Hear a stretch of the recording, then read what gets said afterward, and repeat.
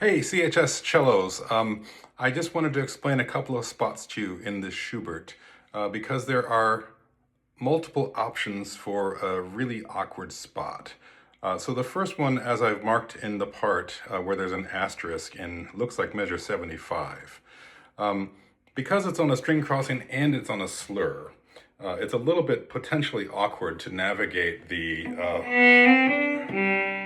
that right there.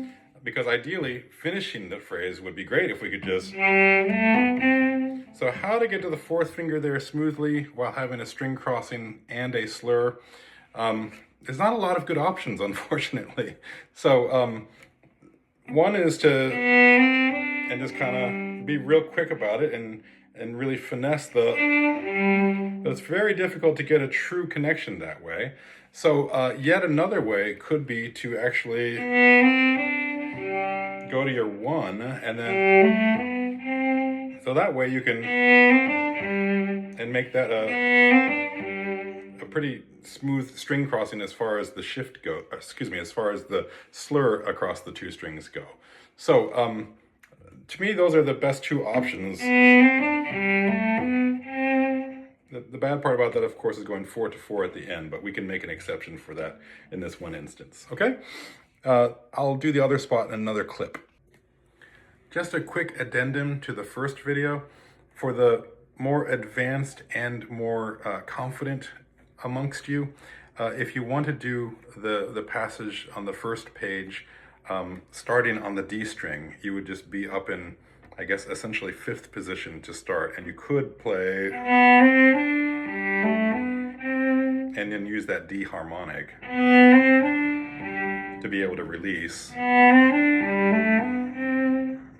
So that's one more option.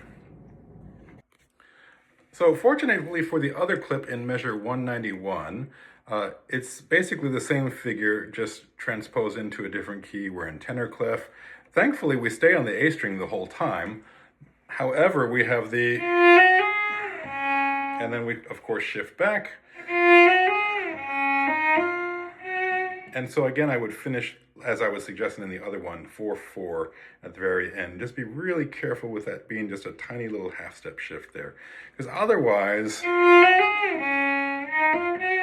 even though that feels good and is very logical, we, generally speaking, try to avoid making like what we call a round-trip shift, which means we're shifting back and then we're instantly shifting forward again. And it works also vice versa. You could go up and then back, right? So I think the best option here is...